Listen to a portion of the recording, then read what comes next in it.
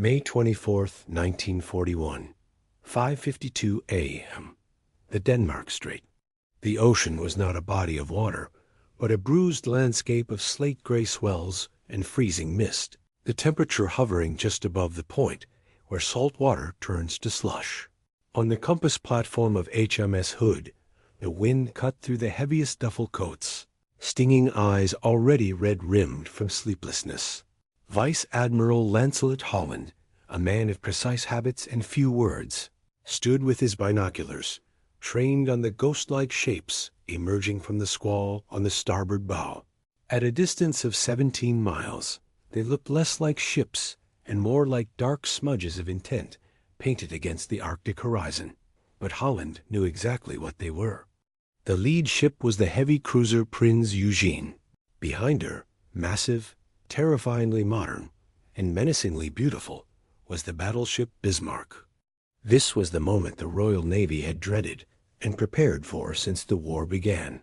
The German nightmare had broken out into the Atlantic, and the only thing standing between the convoy lanes of Britain and absolute starvation was the ship beneath Holland's feet. HMS Hood. The mighty Hood, the largest warship in the world for 2 decades. The floating embodiment of British Imperial power.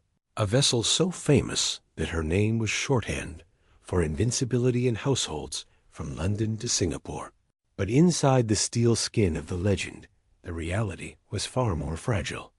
As the call to action stations clattered through the ship, sending 1,418 men scrambling to their posts, the Hood groaned under the strain of 28 knots.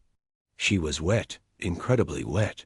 The quarterdeck was awash, the ventilators were sucking in spray, and the mess deck smelled of damp wool, unwashed bodies, and the pervasive reek of fuel oil. She was an old lady, launched in 1918, a relic of a different war and a different philosophy. For 20 years, she had toured the world, hosting cocktail parties for diplomats and acting as the steel fist of diplomacy. She was a celebrity ship, polished and paraded. But she had never fought a capital ship.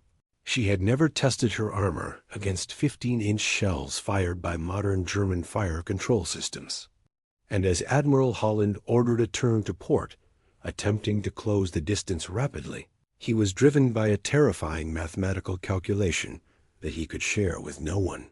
He knew, as did every senior officer in the Admiralty, that his ship had a fatal heart condition. Her deck armor was too thin. At long ranges, where shells plunged from the sky like meteors, the Hood was not a fortress. She was an eggshell protecting a magazine. Holland had to get close. He had to rush into the teeth of the enemy fire, to force the German shells to hit his thick side armor rather than his fragile decks. He was racing against geometry. Inside the spotting top, 100 feet above the waterline, ordinary signalman Ted Briggs adjusted his headphones. He was 18 years old, a boy who had joined the Navy specifically to serve on the Hood. To him, the ship was a god. The teak decks, the brass work, the sheer size of her 860 feet of majesty felt permanent. It was impossible to imagine that something this large, this loud, this solid, could be mortal. Around him, the dialogue of the gunnery officers was clipped and professional. Range, 25,000 yards. Closing, target bearing green 2-0. The atmosphere wasn't panic. It was a hyper-focused, almost electric tension. The Royal Navy had a tradition of calm in the face of catastrophe, a cultural stiff upper lip that masked the adrenaline dumping into 1,400 bloodstreams. But there was also fear. Not the fear of death, but the fear of failure. If the Bismarck got past them, the convoys would die. The war could be lost. The tragedy of the Hood was written in her blueprints in 1916. She was a battlecruiser, not a battleship. The distinction was subtle but lethal. The concept, championed by the fiery Admiral Jackie Fisher, was speed as armor. The idea was that a ship could carry battleship-sized guns, but sacrifice armor protection for massive engines. She could outrun anything she couldn't outgun. It was a philosophy of aggression. perfectly suited to the Victorian mindset of the Royal Navy.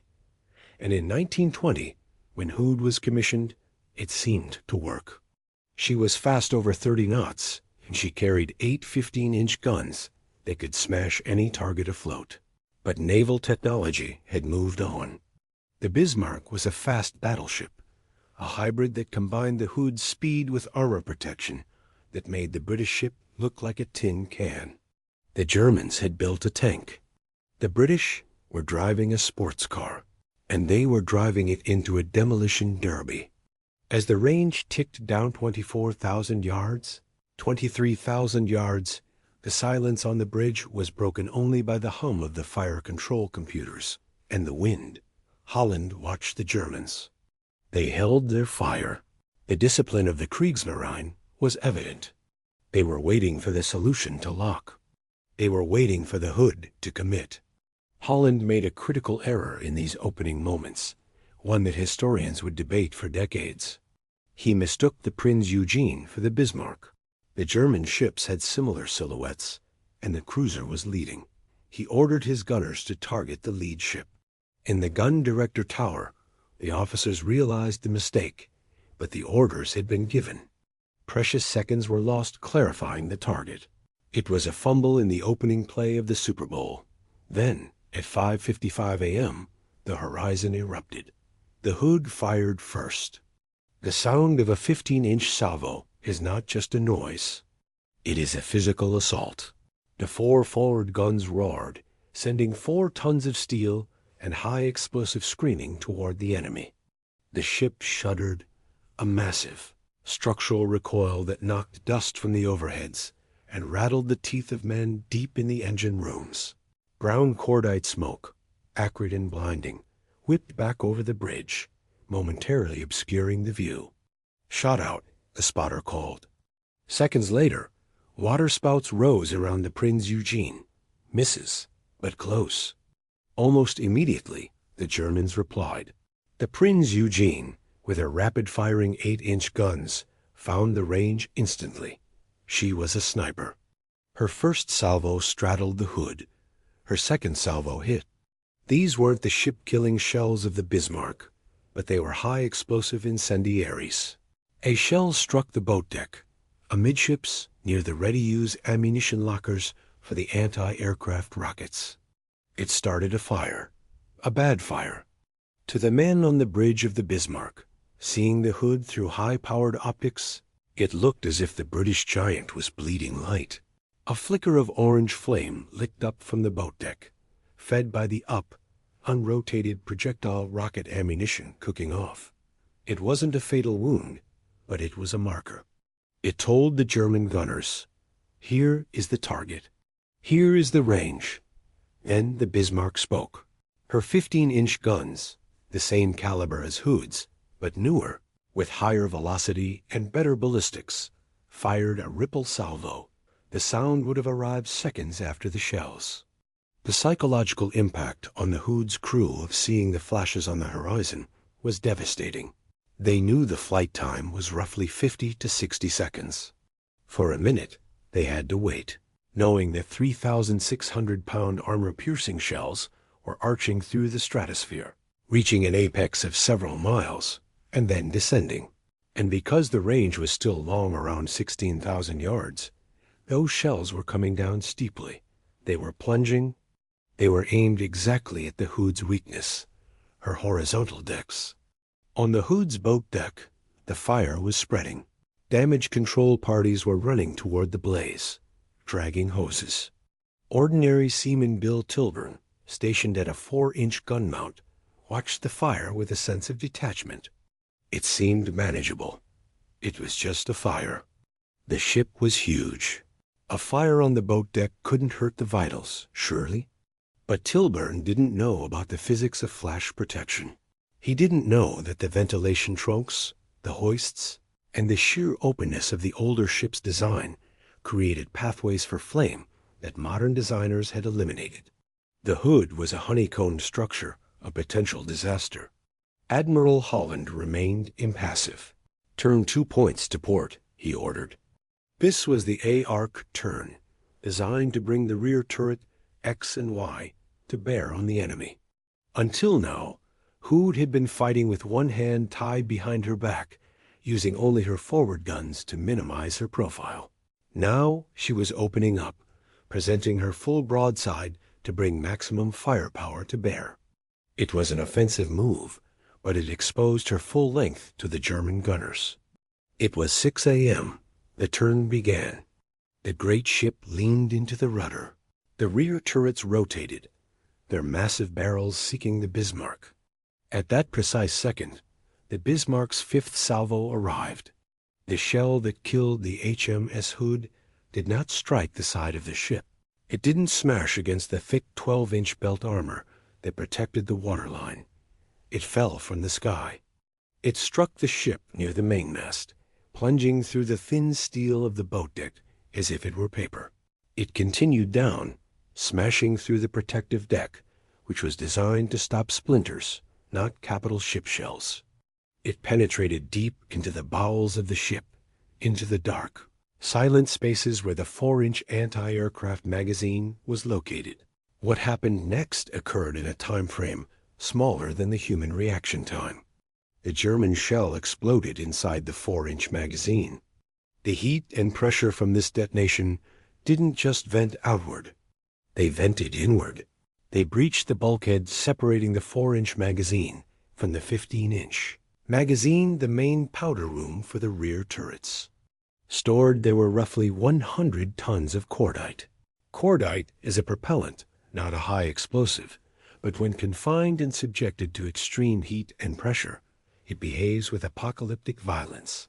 From the perspective of the Prinz Eugene, the Hood didn't just explode, she erased herself. One moment, there was a ship. The next, a column of flame, not orange but a blinding, incandescent white, shot 1,000 feet into the air. It was a pillar of fire that looked like a nuclear detonation. The center of the ship simply ceased to exist. The 42,000-ton vessel was broken in two like a dry twig snapped by a giant. The explosion was so violent that it vaporized the steel masts. It turned the massive 15-inch turrets, weighing hundreds of tons each, into airborne debris. On the bridge, Ted Briggs felt the ship lurch, not a shudder, but a sickening heave, as if the ocean floor had risen up to strike the keel. The horizon tilted crazily. He saw the admiral grip the compass binnacle. There was no noise of the explosion on the bridge. The blast wave was moving away from them. Or perhaps the sound was simply too loud for the human ear to process, rendering it as a silence. The only sound Briggs registered was a chaotic clattering of debris raining down on the steel roof of the spotting top.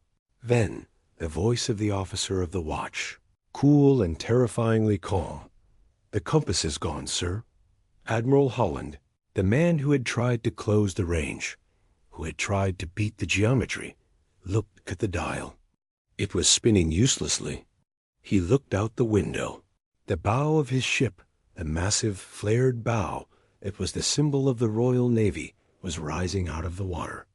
It was rising because the stern was gone. The back half of the ship had been blown away or flooded instantly. The Hood was standing on her tail. "Abandoned ship," Holland said. He didn't shout. He didn't scream. He simply stated the inevitable. But there was no time to abandon ship. There were no lifeboats to launch. They had all been smashed or were sliding into the burning oil slick that now covered the sea. The angle of the deck increased. 20 degrees. 30 degrees. 45 degrees. Gravity became an enemy. Men were sliding down the deck, tumbling into the superstructure. Inside the hull, in the engine rooms and the boiler rooms, hundreds of stokers and engineers were trapped in a dark, inverted hell of steam and rushing water. They died without knowing what had happened. They died at their posts, keeping the lights on until the water shorted the generators. Ted Briggs struggled to the door of the compass platform. The centrifugal force of the capsizing ship was pinning him against the bulkhead. He saw the squadron navigation officer stand aside to let him pass. It was a moment of supreme British courtesy in the face of death. "You go first, youngster," the gesture seemed to say. Briggs scrambled out. The water was already reaching the bridge. The Hood, 860 feet long, had gone from a fighting unit to a sinking wreck in less than 3 minutes. The speed of the destruction was incomprehensible. As Briggs hit the water, the cold seized him like a physical blow. The freezing shock forced the air from his lungs. He was dragged down by the suction of the dying Leviathan. He tumbled in the darkness, the roar of escaping air and crushing bulkheads filling his ears. He was drowning. He was 18, and he was dying with his ship. But then a bubble of air, trapped in his clothing or perhaps released from the ship, shot him to the surface. He broke through the oil slick, gasping, choking on fuel and salt. He looked around. The sea was on fire. Pools of burning oil created islands of flame on the heavy swell. And there, looming above him, was the bow of the Hood. It was vertical, standing like a tombstone in the gray dawn. The forward turrets fired one last time, not by a crew, but by electrical shorts or the heat of the fires cooking off the charges. It was a defiant, ghostly salute. Then, slowly, gracefully, horrifyingly, the bow slid backward into the water. The mighty one was gone.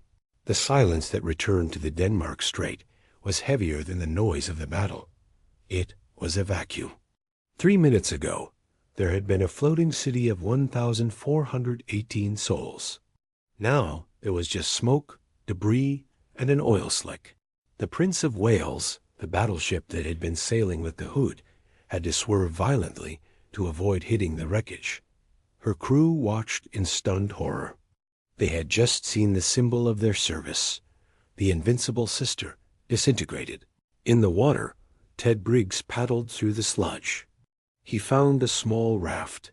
He climbed onto it. He looked for others. He saw 2 heads bobbing in the distance.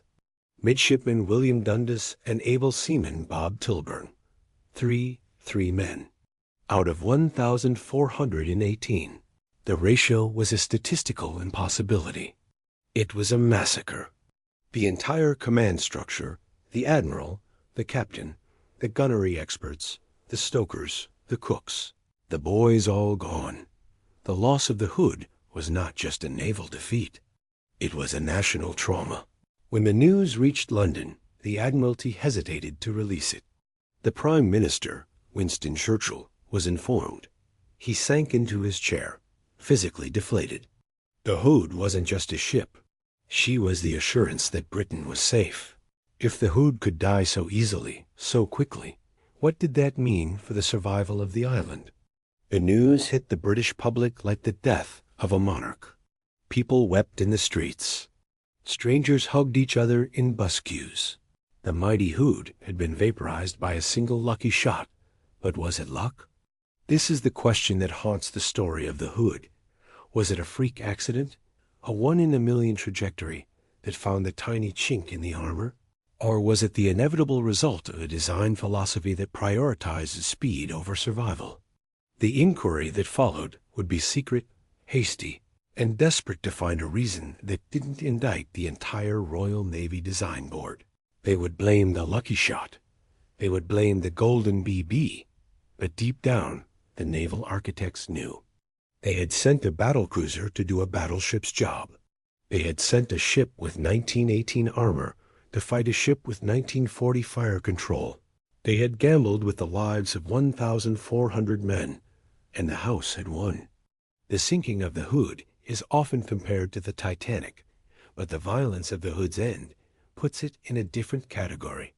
The Titanic took hours to die. There was time for heroism, for cowardice, for goodbyes.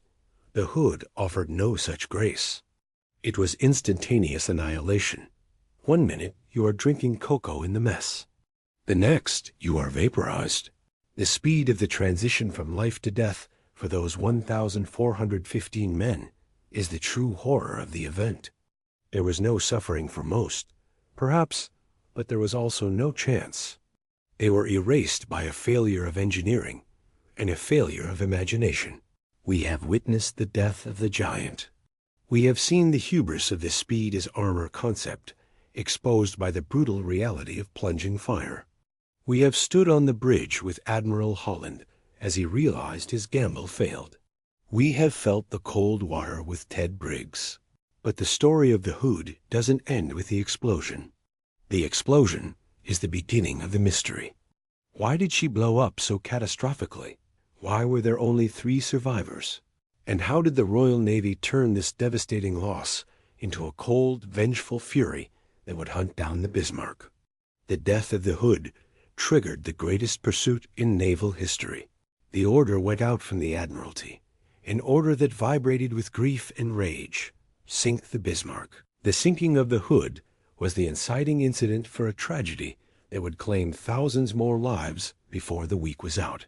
But for now, we leave the 3 survivors clinging to a raft in the freezing Atlantic, watching the smoke of their world drifting away on the wind, waiting for a rescue that might never come. The mighty one had fallen, and the ocean didn't care.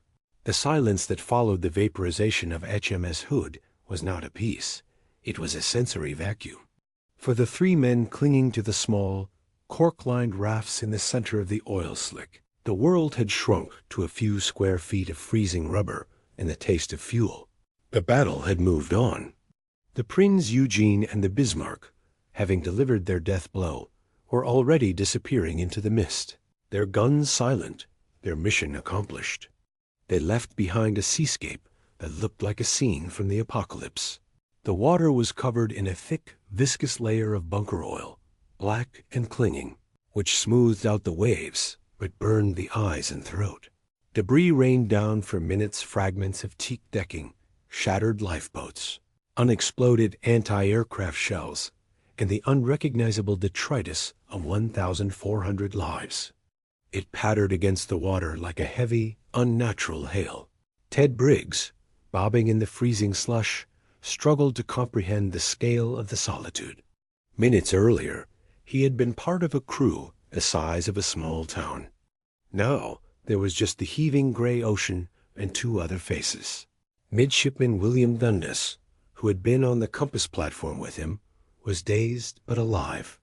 Able seaman Bob Tilburn, who had been on the boat deck, was clinging to a piece of debris nearby.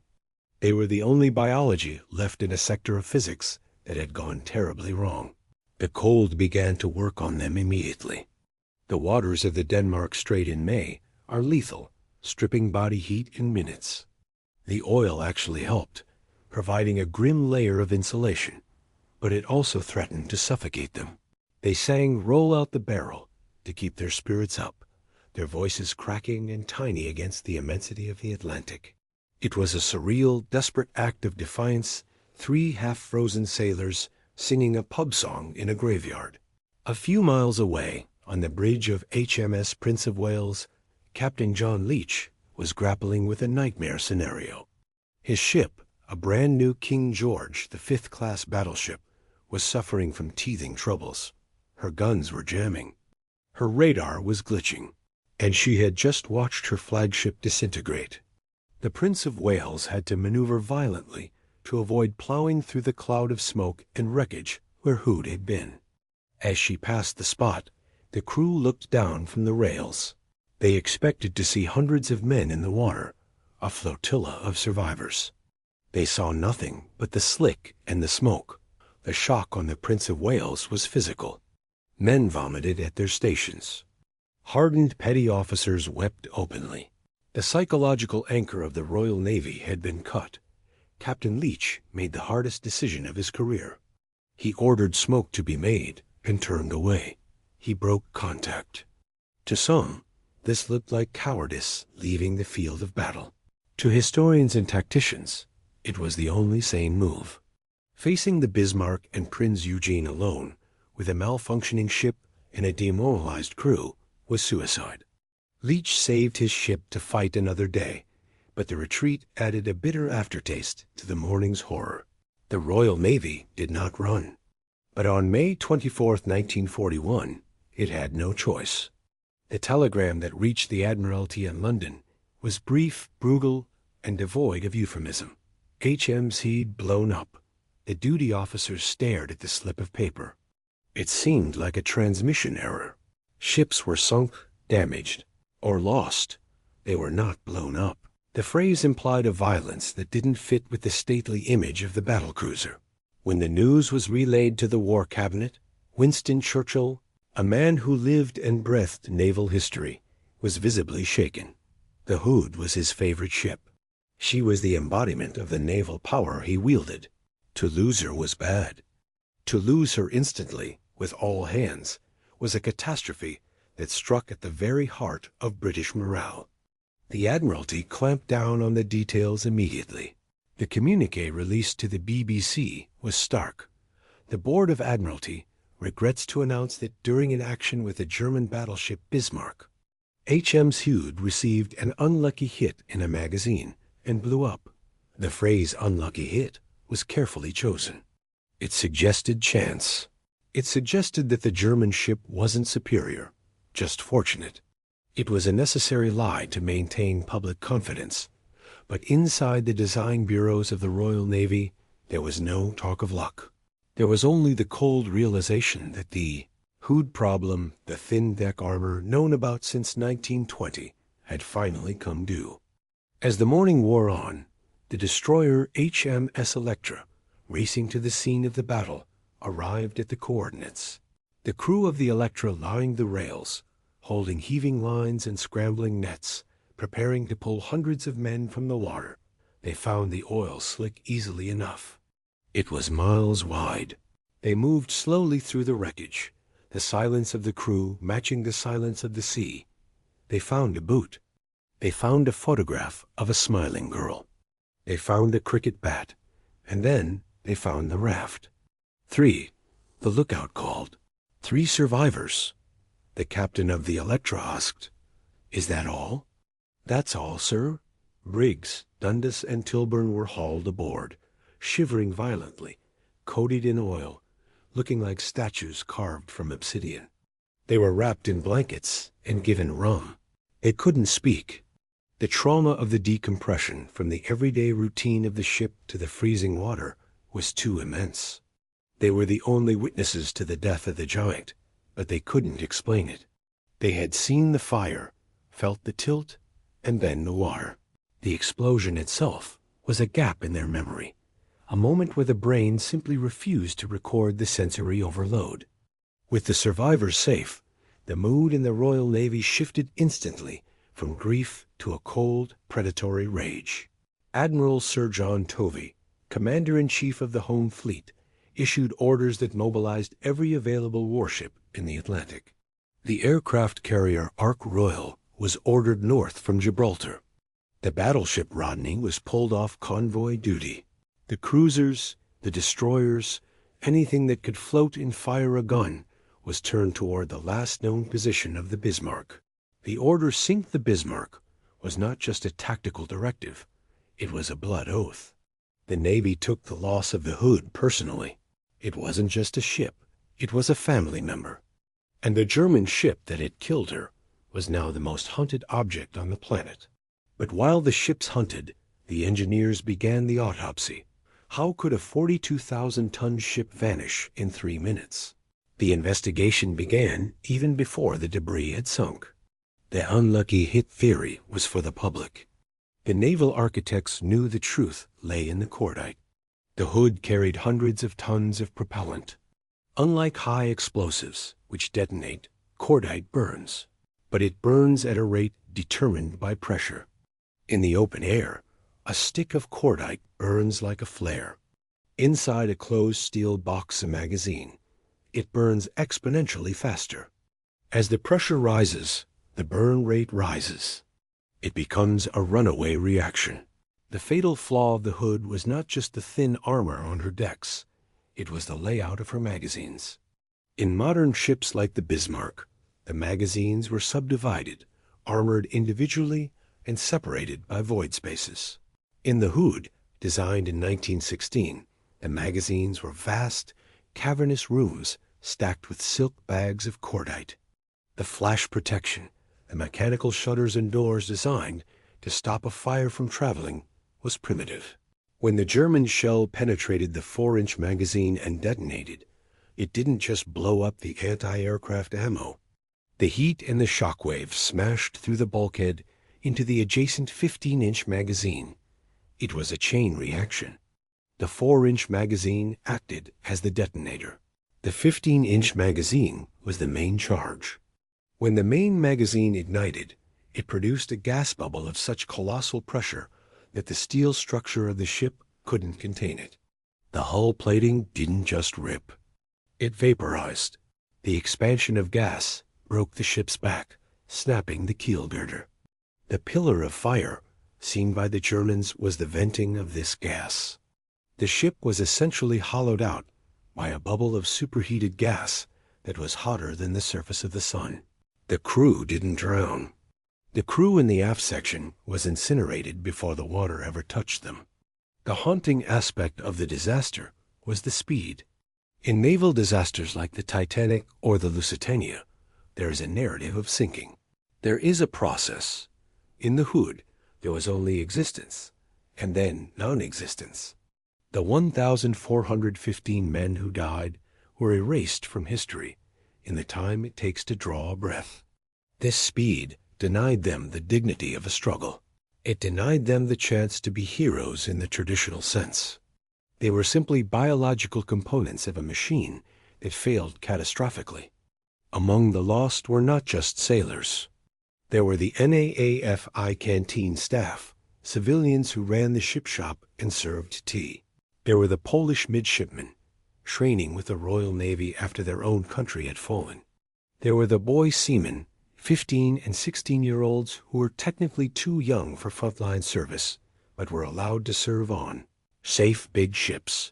The Hood was considered the safest place in the fleet. Parents pulled strings to get their sons assigned to the Hood, believing she was too big to sink. That irony would haunt thousands of British families for generations. The loss of the Hood also marked the end of the battlecruiser concept. It was the final bloody proof that Admiral Fisher's dictum "speed is armor" was a fallacy. In the age of optical rangefinders and high-velocity shells, you could not outrun a shell. You had to tank it. The Bismarck took punishment for hours before she sank. The Hood took one hit. The difference was armor. The Hood was a beautiful, elegant, fast mistake. She was built for a style of warfare that ended at Jutland in 1916. Yet she was sent to fight a war in 1941 against the supreme expression of Nazi engineering. As the sun set on May 24th, the Atlantic was dark again. The oil slick was dispersing, drifting towards Iceland. The bodies of the 1,415 men would never be recovered. They lie in the deep basin of the Denmark Strait, 2,800 meters down. The wreck of the Hood would not be found for 60 years, a broken, scattered memorial on the ocean floor. But on that night in 1941, the spirit of the ship had transferred to the fleet. The shock had turned to a cold, hard resolve. On the bridge of the flagship King George V, Admiral Tovey looked at the charts. The Bismarck was loose. She was damaged. The Prince of Wales had scored a hit on her fuel tanks before retreating, but she was still lethal. She was heading for the sanctuary of the French coast. If she reached the air cover of the Luftwaffe, she would be safe. She could repair, refuel, and sortie again to strangle Britain. Tovey knew he had to catch her. He had to kill her. Not just for strategy, but for the Hood. The chase of the Bismarck is often told as a triumph of intelligence and air power, but at its core, it was a funeral rite. Every shell fired at the Bismarck in the coming days was fired in the name of the Hood, the swordfish pilots who flew obsolete biplanes. Into the teeth of the German flak were driven by the memory of the exploded giant. The destroyers that charged the battleship with torpedoes were seeking retribution.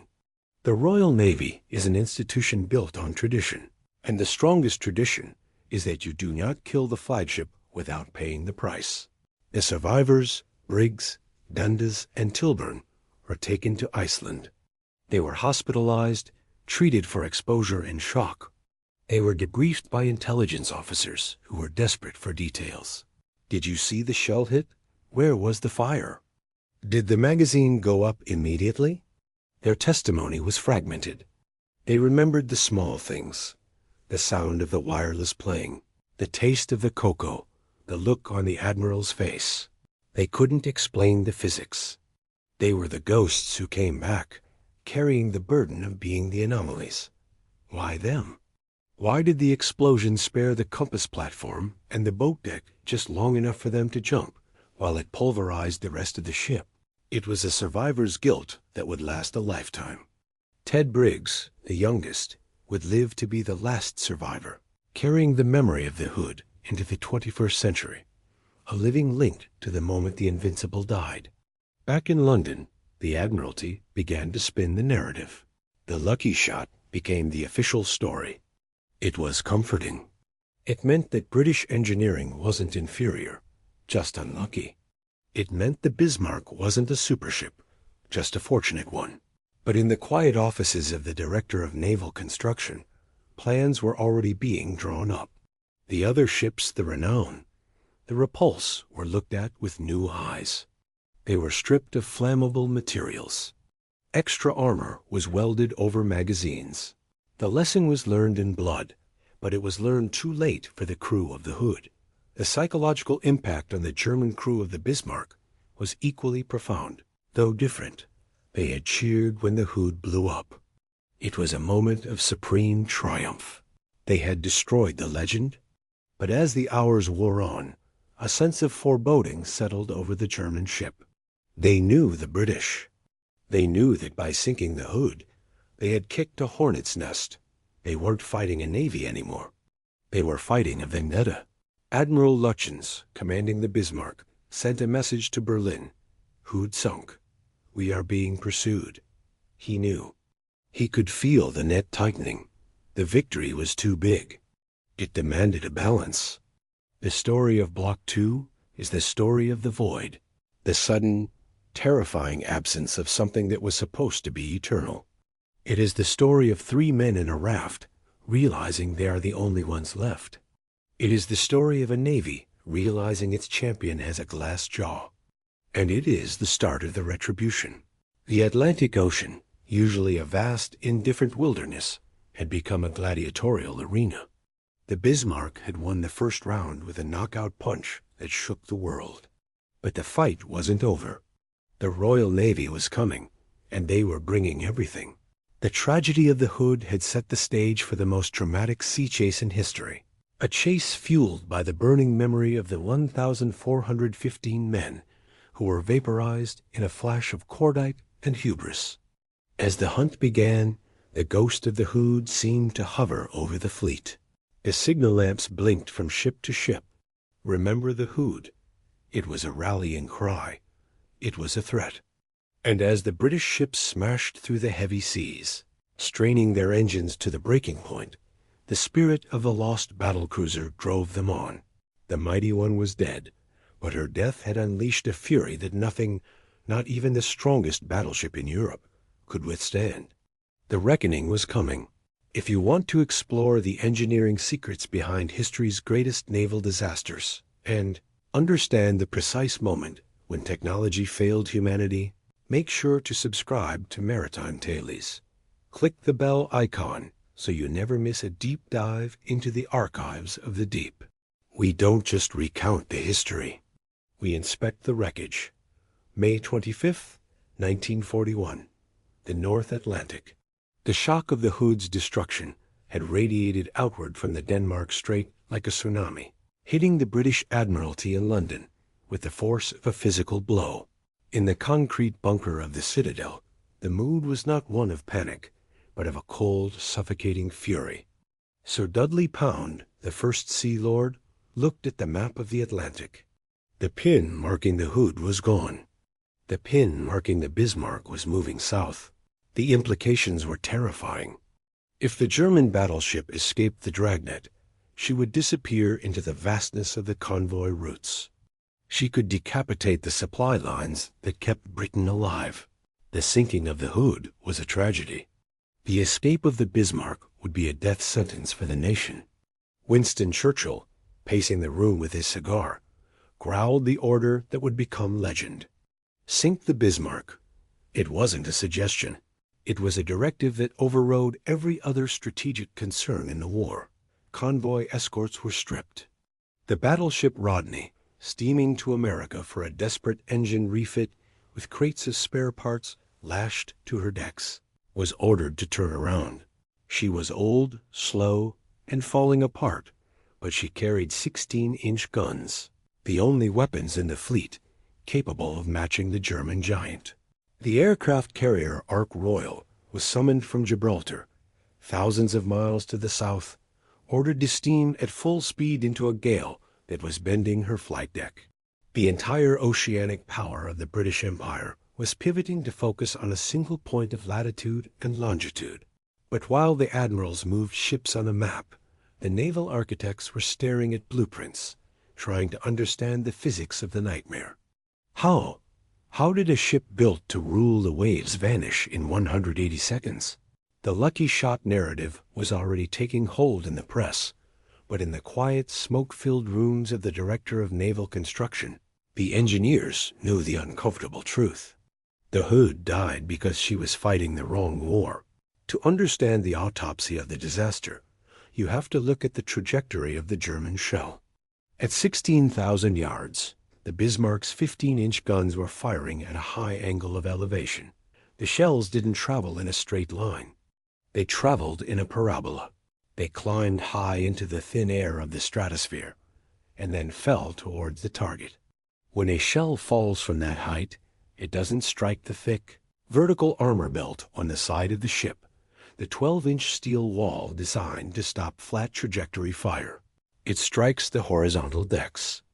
The Hood was designed in 1916, before the concept of long-range plunging fire was fully understood.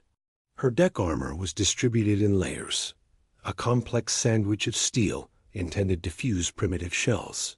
But the total thickness over the magazines was barely enough to stop a medium cruiser shell, let alone a 1,700-pound armor-piercing monster from a modern battleship. The German shell that killed the Hood was a marvel of ballistics. It was a kinetic spear moving at supersonic speed. When it struck the boat deck, it didn't explode immediately. It had a delayed action fuse. It punched through the unarmored upper structure like a needle through cloth. It smashed through the thin protective deck.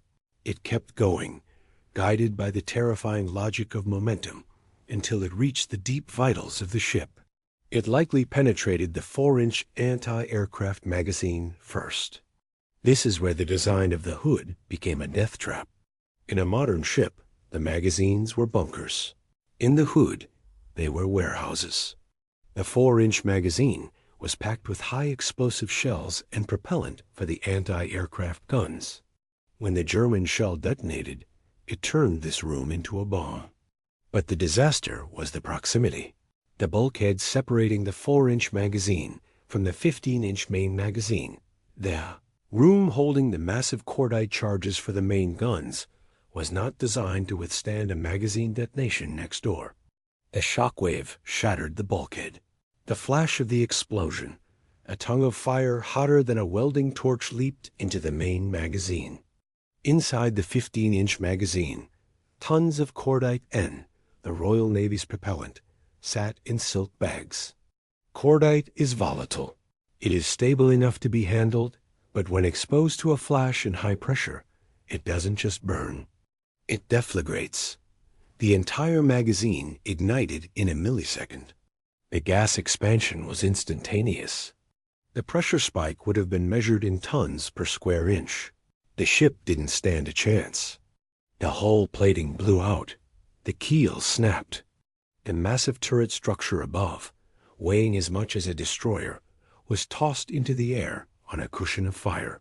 The men inside that turret, the men in the handling rooms, the men in the magazine, they were gone before their brains could register the flash. It was a technological execution. The Royal Navy had known about this weakness. For years, captains of the Hood had requested additional deck armor. There were plans drawn up to refit her, to add inches of steel over the vitals, but the war came too soon. The Hood was too valuable to take out of service for the year-long refit. She was run into the ground, sent on patrol after patrol, her engines deteriorating, her crew exhausted, her armor flaw uncorrected. She was a sacrifice to operational necessity. The Admiralty sent her out knowing she had a glass jaw, hoping she wouldn't get hit on it. On May 24th, the Bismarck found the jaw. Back in the Atlantic, the chase was evolving into a high-stakes game of hide-and-seek in the fog. The cruiser HMS Suffolk, commanded by Captain Ellis, was shadowing the Bismarck using a new secret weapon, Type 284 radar. This was the game-changer. In 1941, radar was still magic to most sailors. The Suffolk could see the Bismarck through the mist and the dark.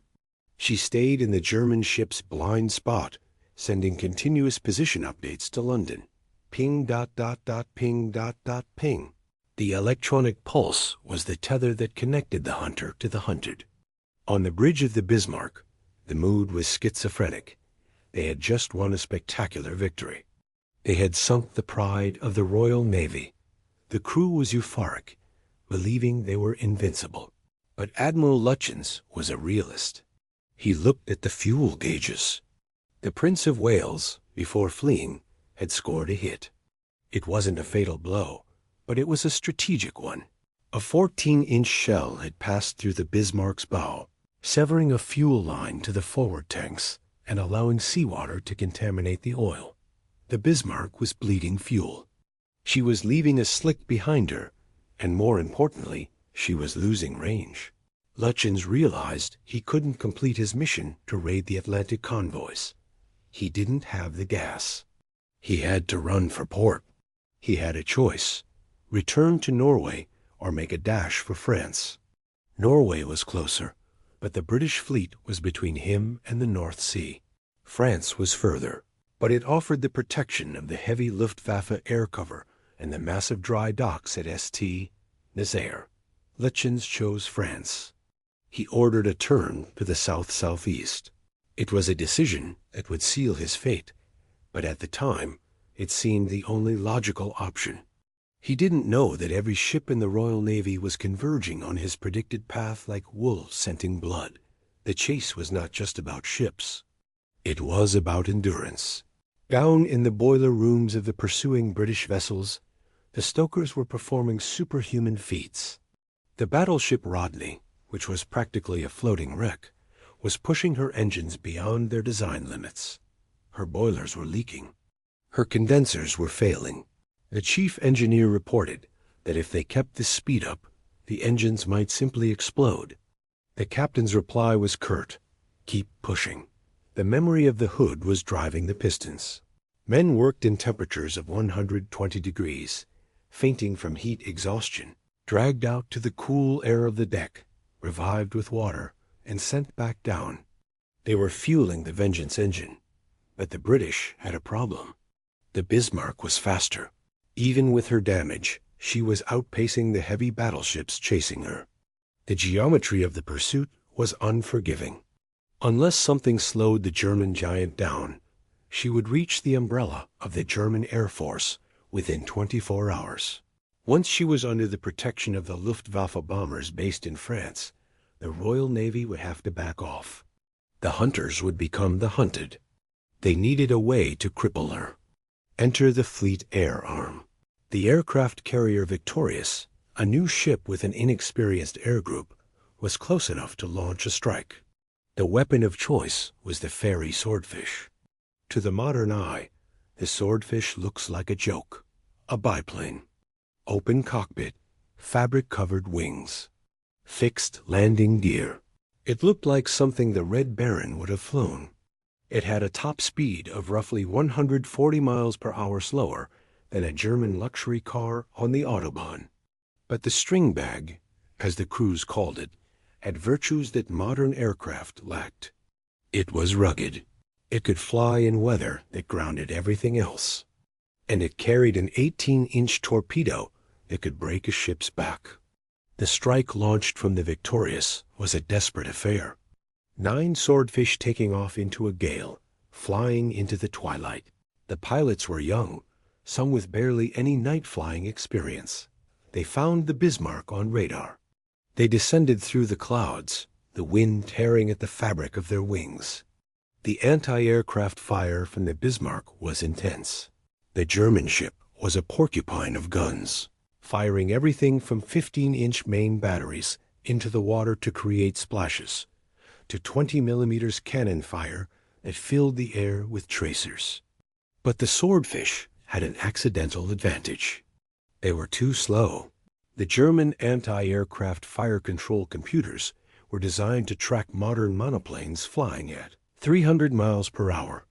They couldn't calculate a solution for a biplane flying at 90 knots into a headwind. The shells burst ahead of the attackers. The swordfish dropped their torpedoes and turned away. One torpedo hit. It struck the Bismarck amidships on the main armor belt. The explosion killed a warrant officer and injured a few men, but the massive Krupp steel armor held. The damage was negligible. The Bismarck shook it off and kept steaming. To the British, this was a crushing disappointment. The strike had failed to slow her down. The Bismarck was still doing 26 knots. She was escaping. And then the worst happened. The Suffolk lost radar contact. The Bismarck, using the zigzagging maneuvers and the heavy squalls, slipped off the scope. The tether was broken. For hours, the Atlantic was empty. The British fleet was steaming blind, searching 1 million square miles of ocean for a single ship. The tension in London was unbearable.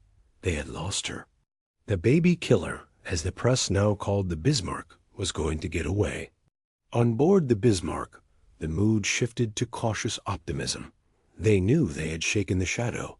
Lutyens addressed the crew over the tannoy. He spoke of victory, of the 4 of the Iron Crosses they would receive in France.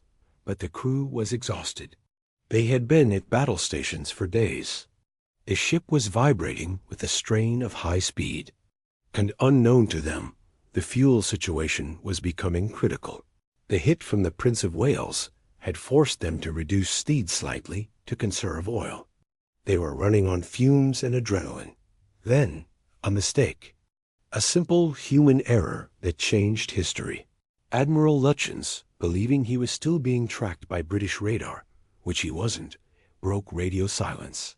He sent a long, detailed message to Berlin, reporting the sinking of the Hood and his ship's condition. The British listening stations, the I service, intercepted the transmission. They triangulated the signal. They didn't get a precise location, but they got a line of bearing. It was enough. The hunt was back on. But the triangulation was plotted incorrectly on the King George V.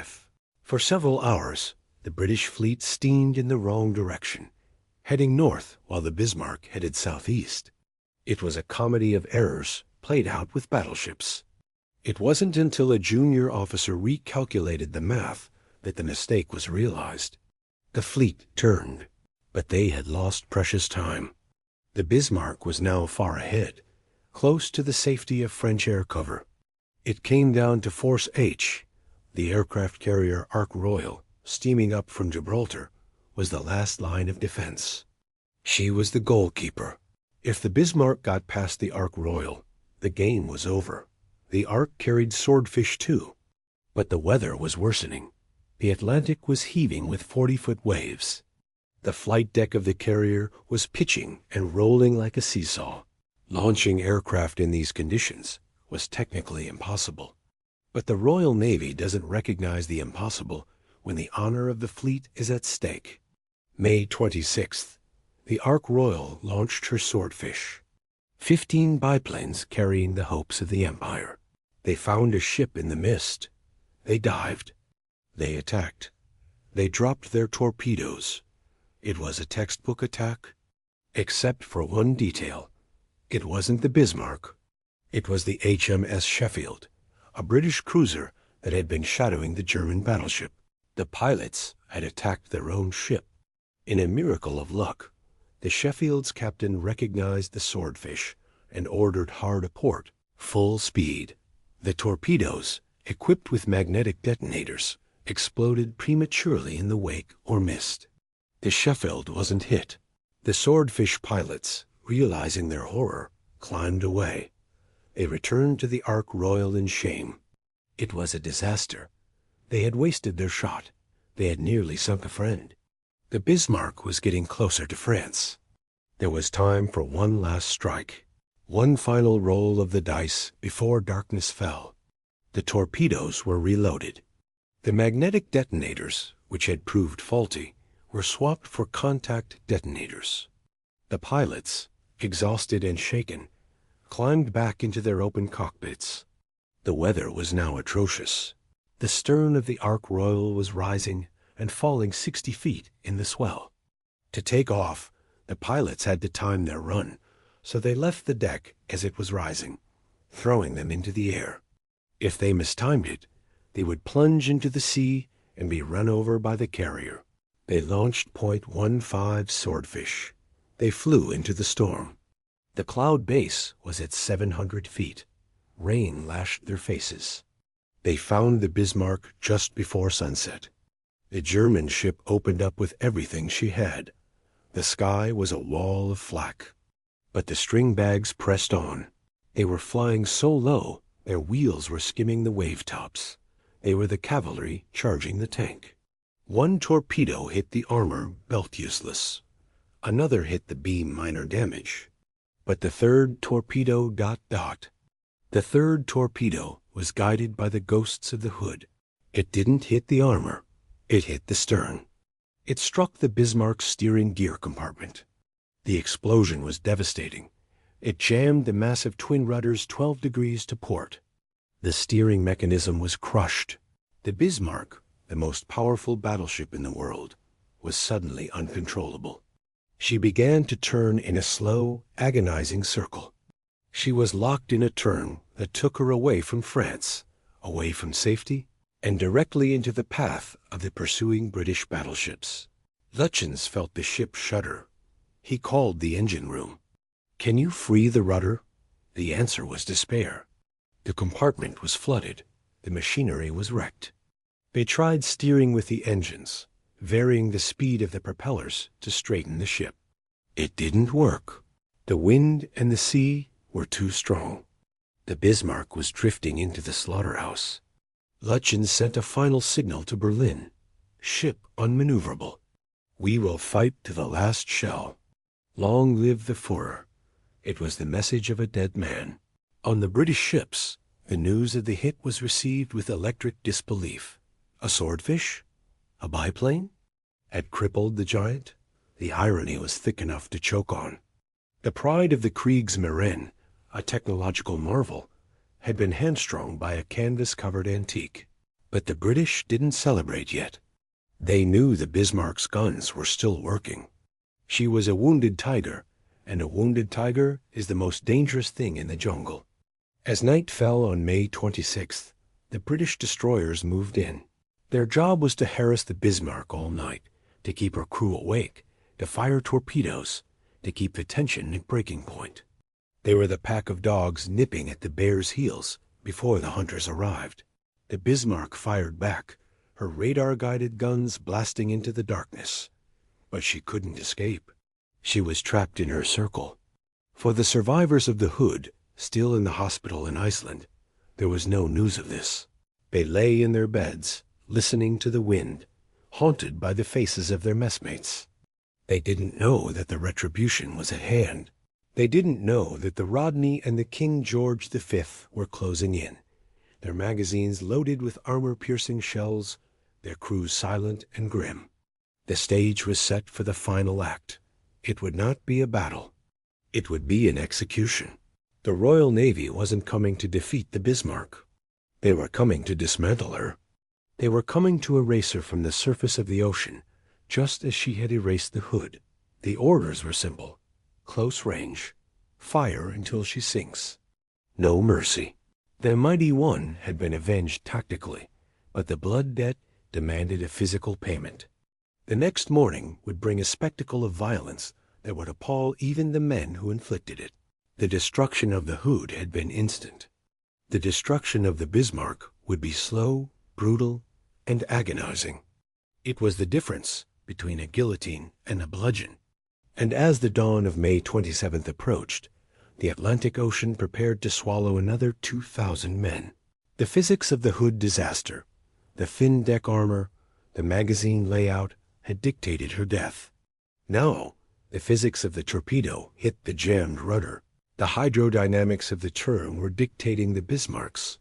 It was a war of machines, but the machines were failing. The Hood failed because she was too old. The Bismarck failed because she was too complex. And in the middle, thousands of men were dying to prove which design philosophy was superior. May 27, 1941, 8:43 a.m. The gray light of dawn revealed a sea that was still heaving with the violence of the storm, but the visibility was clearing. To the north, the silhouettes of HMS King George V and HMS Rodney emerged from the mist, like executioners arriving at the scaffold.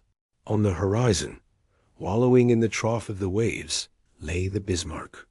She was moving slowly, erratically, her bow dipping into the swell, her magnificent lines marred by the list to port. She was a broken animal, hamstrung by the biplane torpedo, waiting for the hunters to finish the job. On the bridge of the Rodney, Captain Frederick Dalrymple Hamilton gave the order to open fire. The Rodney was a strange, ugly ship, a tanker-like hull with all her main turrets clustered forward, but she carried the heaviest guns in the British fleet, 9 16-inch monsters.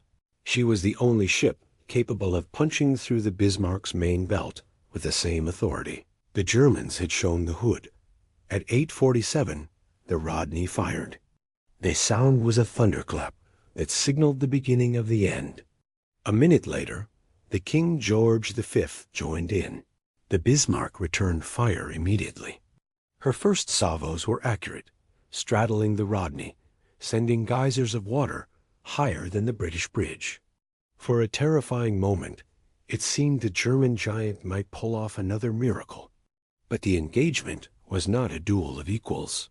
A Bismarck was locked in a fixed turn, unable to maneuver. The British ships were free to dictate the range and the angle, and the British gunnery was fueled by a cold, precise rage. At 8:54, a 16-inch shell from Rodney smashed into the Bismarck's forward superstructure. It wasn't just a hit, it was a lobotomy. The shell struck the gunnery control post, killing the officers inside and destroying the central fire control computer. In an instant, the Bismarck was blinded. Her guns, previously guided by the most advanced optics in the world, were now reduced to local control. Each turret had to aim for itself, firing wildly into the smoke. The devastating accuracy that had vaporized the Hood was gone. What followed was not a battle. It was an industrial dismantling. The British battleships closed the range 10,000 yards, 6,000 yards, 4,000 yards. In naval terms, this was point blank. They were firing over open sights. The shells were traveling so fast, they barely had time to arc. They slammed into the Bismarck with the force of freight trains. The German ship's upper works were turned into a tangled forest of shredded steel. The funnel was blown away. The mainmast collapsed. The forward turrets, Anton and Bruno, were knocked out, one barrel pointed at the sky, the other drooping toward the deck like a broken limb. Inside the Bismarck, the conditions were beyond the capacity of language to describe. If the Hood had been a sudden, sterile erasure, the Bismarck was a prolonged descent into hell. The shells didn't just kill, they butchered. Compartments were turned into blast furnaces. The screams of the wounded were drowned out by the relentless hammering of the British shells striking the armor. Men were driven insane by the noise and the concussion. The decks ran slick with blood and hydraulic fluid. Yet the German flag still flew. The ship would not sink. This was the irony of German engineering. The Bismarck was built with massive reserve buoyancy and a complex subdivision of watertight compartments. She was designed to be unsinkable by gunfire alone. The British pounded her for 90 minutes. They fired over 2,800 shells. They turned her superstructure into Swiss cheese. They set her on fire from stem to stern. But the armored citadel, the box, protecting the engines and magazines, held. She was a floating wreck, a burning hulk, but she was still afloat. Admiral Tovey, watching from the King George V, was getting anxious. He was low on fuel. He couldn't stay much longer. The Bismarck was silenced, a smoking ruin, but she wouldn't go down. He ordered the battleships to cease fire and turn for home. He signaled the heavy cruiser Dorsetshire, finish her off with torpedoes. It was the final indignity. The Bismarck, which had shrugged off gunfire that would have sunk a fleet, was helpless against the underwater weapon. Dorsetshire moved in like a shark. She fired 2 torpedoes into the starboard side, then circled around and fired one into the port side. Inside the Bismarck, the surviving crew had already set scuttling charges. They were opening the sea valves. They would not give the British the satisfaction of sinking them. They would do it themselves. At 10:39 a.m., the Bismarck rolled over. Her keel rose into the air, slippery with moss and rust.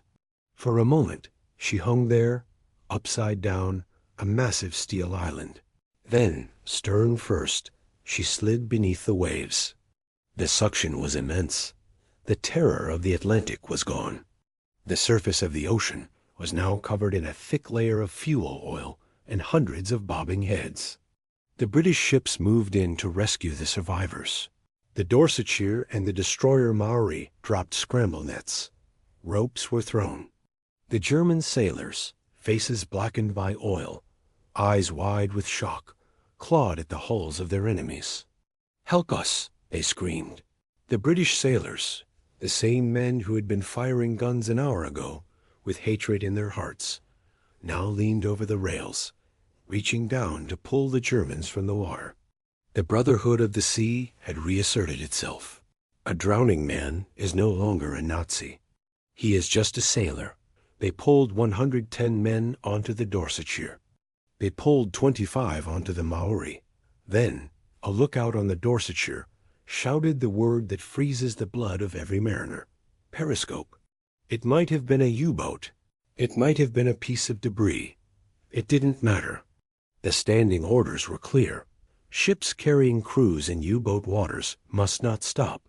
If they stopped, they were targets. The captain of the Dorsetshire made the decision that would haunt him for the rest of his life. He ordered the engines ahead full. The ropes were cut. The nets were hauled up. The ship surged forward, her propellers churning the water into a frothy white violence. In the water, hundreds of German sailors, men who were inches from safety, watched the gray steel hull pull away. They screamed. They held up their hands. "Don't leave us. For God's sake, don't leave us." The British sailors on the stern watched in horror as the faces of the men they were trying to save receded into the distance, disappearing into the oil and the mist. They left over 2,000 men to drown or freeze in the Atlantic. It was a final brutal tragedy in a week defined by them. The Hood had taken 1,415 men with her. The Bismarck took nearly 2,000. The ledger was balanced in blood.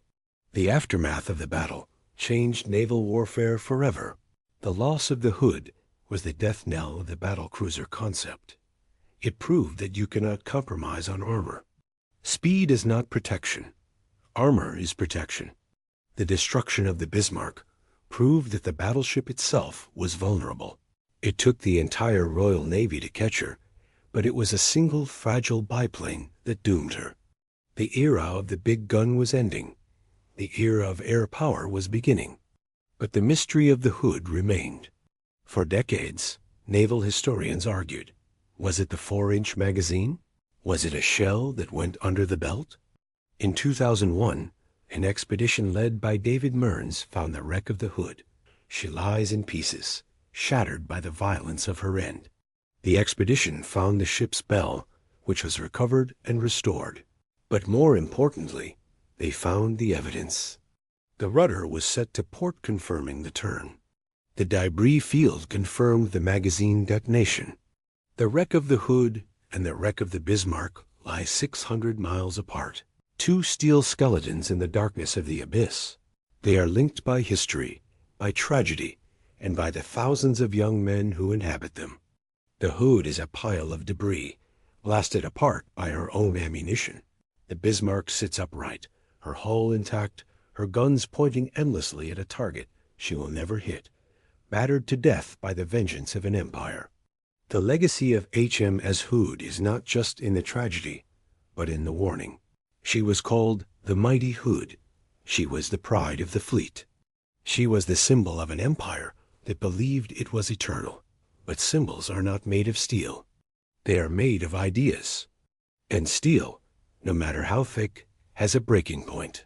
The Admiralty built a ship that looked invincible, but hid a fatal weakness. They believed their own propaganda. They forgot that war is a physics test that you cannot cheat. When the Hood blew up, it wasn't just a ship that died. It was the Victorian certainty of British dominance. It was the realization that the world had changed, that the old rules of engagement no longer applied, and that death could arrive from the stratosphere in a plunging arc of steel. Today, there are few left who remember the shock of that morning in 1941. The telegram boys who delivered the news are old men or gone. The widows have passed.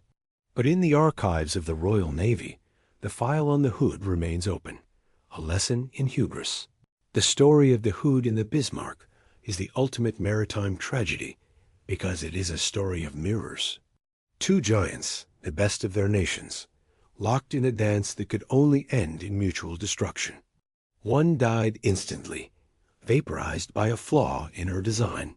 The other died slowly, bludgeoned by a flaw in her steering. Both were failed by their creators. As we look back on the Mighty One, we don't see the invincible ship of the postcards. We see the fragile, human reality beneath the armor.